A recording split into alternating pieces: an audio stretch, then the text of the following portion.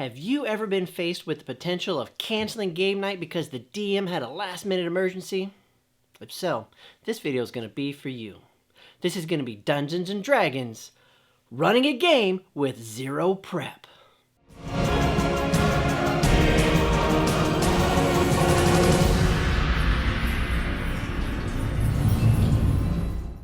Hi guys, I'm DM Dunn, and today I'm going to show you how maybe you can save game night by having the confidence to run a game session with zero preparation, which is what I did just a couple of weeks ago. So I was going to actually take the week off of preparing because I'm studying for this big exam that's coming up. And I'd asked one of my players, who's also a DM, to step up, and he created a one-shot for us, which was awesome. All of the players, including myself, got to create new characters. We made level 5 characters for this adventure, and it was going to be fantastic. Problem was, just a couple of minutes before game session was supposed to start, he had an emergency that he had to take care of and was unavailable. Since none of us had the game notes or anything that he'd made, we were sitting around the table kind of like, well, we can eat chips and drink and talk, or somebody can try to invent a game while we're playing it. Now, I don't know about you, but I would prefer to play D&D than to not play D&D, so I took on the challenge. And with what I learned and what I did, maybe I can pass it on to you so you can have the confidence to try to do something similar as well. Now, maybe you would have an hour or a couple hours of prep, which would make things even better for you or different, or maybe even a day or two notice. But any notice that you have would just be cherries on top.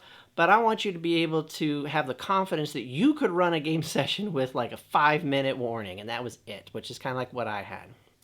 So whether you are creating a one-shot like what we went through, or if you're just going to do a one-time session during your current campaign, you could do it that way as well without disrupting your current campaign. This could just be like a small little one-session detour. And making it fun for your players is really what we're trying to do. So what I first did is I had them all come into a town, and I told them, you know, they were level 5, so you're like, it's level 5 adventurers. And then I told them, like, okay, you guys have been working together.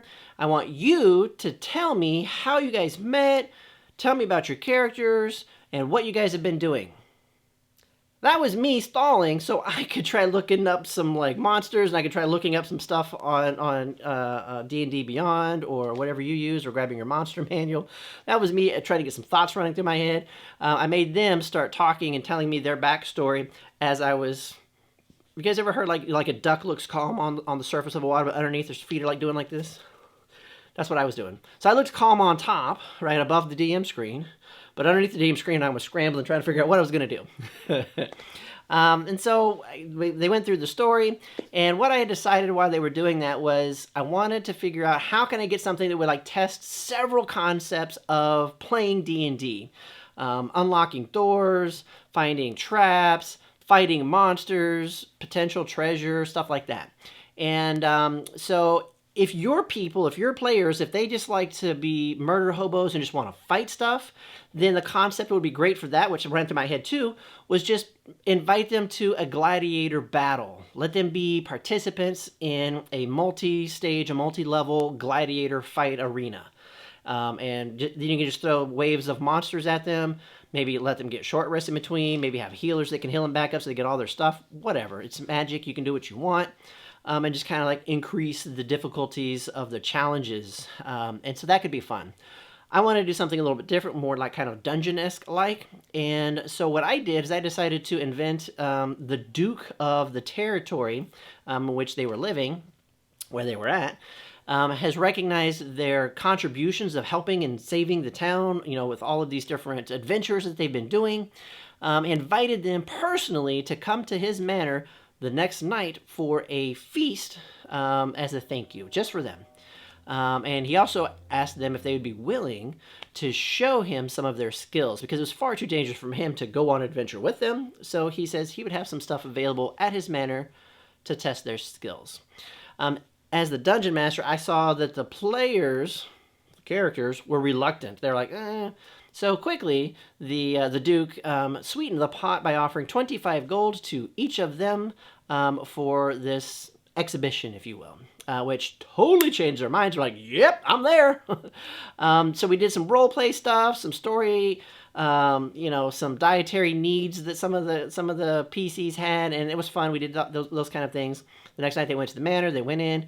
My whole concept was that I was going to have him drop them into a man-made, a custom-built dungeon sample, if you will. So after their fantastic meal, which was a lot of fun role play as well, by the way, they went into like an after dinner eating or talking room. It was kind of like his library. It had big soft leather chairs, bookshelves, animal skin rugs on the floors, fireplace going. They were sitting there talking, and he asked them to describe, this was the fun part for me as the dungeon master, describe that last adventure that you were on. And I had explained to them, you guys were returning, having rescued the blacksmith's daughter from some gnolls, and that's what you got back into town. And so what I did is I now put them on the spot, and I had them describe that adventure for me, which is kind of fun watching them have to create something on the spot like I had to do. So they did that, and then they all stood up. They were like, back to back, wait, what's going to come? And they were expecting like the animal skins to jump up or the heads that were on the walls, but all of a sudden they were weightless. There was a trap door underneath the carpet they were on, and they fell into the dungeon. So what I did is I created just a four-walled room. Put a door on each wall. 4 walls, 4 doors. What are you going to do? They picked a door. As I was looking at the table to the left, they opened it up. It was fun. They tried to check it for locks. They tried to check it for traps. Wasn't locked, wasn't trapped. They went through and it turned, and then they found another door. Instead of going back to the room, they kept going. They checked it for traps. They checked it for locks. Wasn't trapped and locked. They went through. And ultimately what happened is the square room, what I did is I had the 2 sides were going to come up and around and meet. And then the door that was going to be at the top would have just went up and met there as well. And then that hallway continued up. Had they opened the back door, probably would have just been like a brick wall or something. I was trying to keep it simple. Anyways, and so they went through there. And then after that hallway extended, there was another door at the end. Now, they already went through 2 doors, only 2 of them. They weren't locked, they weren't trapped. So they kind of were assuming the same, and they went to open it. It was locked. They failed their checks to unlock it because they didn't have a rogue. So then they tried a brute strength to break it open. They broke it open, but they didn't search for traps. So when they broke it open, there was a fireball ward. So they got hit with a fireball. And then they got to see inside a bigger room. And I just used what I had, set up, there was a little bit of like a raised area with, some steps up to it. A sarcophagus was up there, some pillars. I think I had some scattered terrain, like little boulders or whatever that was in there. And a little, looked like a little treasure chest on the floor next to the sarcophagus. And so they saw this room, and eventually one of the players walks in. I had a great D&D monster. I had a gelatinous cube above the door in a recessed little hallway waiting for them. And he went and just dropped right on top of them and soaked them up. And it was fun because I kept him invisible, even though that was technically like an attack. The other players couldn't see it. They just saw the player stop. And eventually the player started moving backwards towards them without moving their legs. And so it was really kind of neat. So it was a fun challenge for them to do that. They finally defeated it, went into the room. Then they get to hear over the speakers, the Duke saying, "Hey, congratulations, you won. Feel free to take any loot that you can find, but leave my ancestors alone." This was me testing them again. And the test was going to be testing their greed, because he had paid them prior to them falling into this dungeon. He already gave them each 25 gold, and so this was going to test their greed now. And they went straight to the treasure chest. But when they went to open it, instead of finding gold inside, you guessed it, I had a purple tongue coming out, and it was a mimic, and they started fighting the mimic.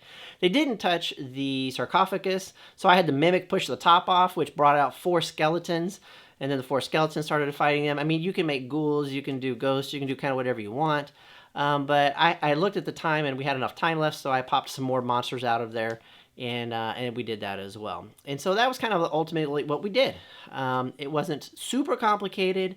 But when they added in the role playing that they got to do and the different things they had, the different challenges they had available, nothing was super complicated, but it was fun. And the best thing is we got to play D&D, we got to roll dice, we got to hang out, and that's what it's all about. So comment, like, subscribe, help us out. Use our Amazon affiliate links when you need anything from Amazon. You can become a Patreon at patreon.com/dmdone.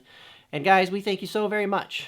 And until next time, have more D&D fun with DM Done.